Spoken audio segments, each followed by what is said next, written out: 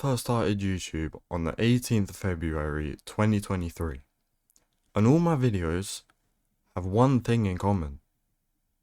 The microphone quality is absolutely awful. That's because I've been using, the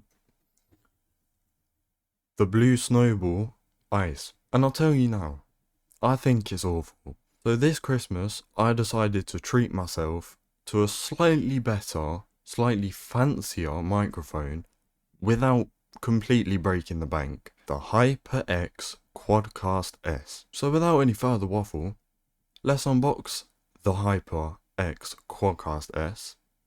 That's a bit of a mouthful, bloody hell. But yeah, let's unbox it.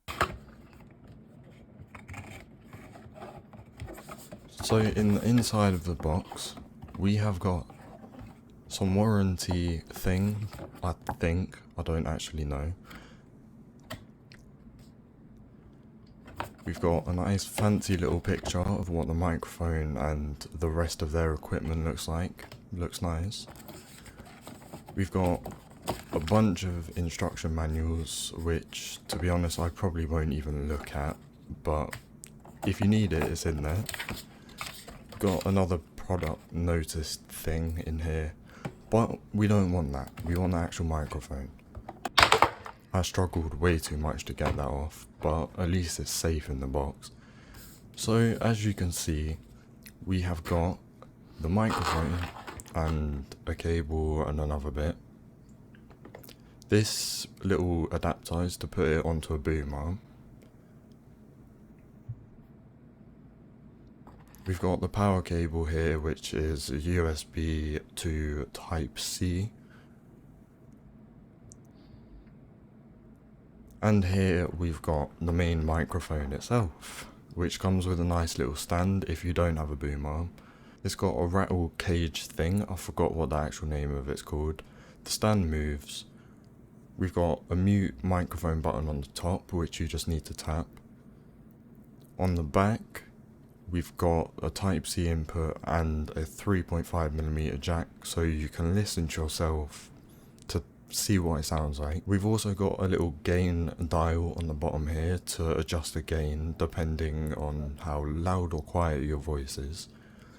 On the back we've got 4 different polar patterns. I forgot what each one of them is, but I'll put text up on the screen now. I know the third one here is cardioid, which is the one I'm going to be using the most, which only records what's coming from the front of the microphone. This microphone looks amazing. It's got RGBs which you can customize in the HyperX app. I forgot what it's called. Again, I'll put a picture up on the screen. If we tap the mute mic button, it turns the RGBs off. If we tap it again, it turns it back on. I'm now going to do a test between my HyperX Quadcast S, which I'm using right now, and the Blue Snowball Ice, and I'm going to leave it to you guys to decide which one you prefer. I already know which one I prefer, but let's just get on with the little test, shall we? So this is what I sound like speaking into the HyperX Quadcast S from about 30 centimeters away. No noise gain, no noise suppression, no gain, nothing. This is just the standalone mic. So I'm going to switch over to the Blue Snowball and see which one sounds better. This is what I sound like speaking into the Blue Snowball Ice with no noise gate, no noise suppression, no gain.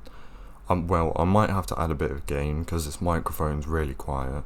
But this is what it sounds like. I have a feeling it's not going to be anywhere near as good as the last one, but I guess we'll see. This is me speaking into the HyperX Quadcast S with some gain added, the noise suppression on OBS added, and running it through NVIDIA Broadcast with the noise suppression on full blast. This is me speaking into the Blue Snowball Ice with noise suppression and gain added on OBS, and running it through NVIDIA Broadcast with the noise suppression on full blast. So I've just listened to both of the microphones back. I know which one I prefer. It's definitely got to be the HyperX Quadcast S. But leave down in the description which one you prefer. And I think that's it for today's unboxing. Make sure you subscribe. Make sure you also subscribe to my main channel, which is going to be in the top right. And I will see you in the next video for another unboxing.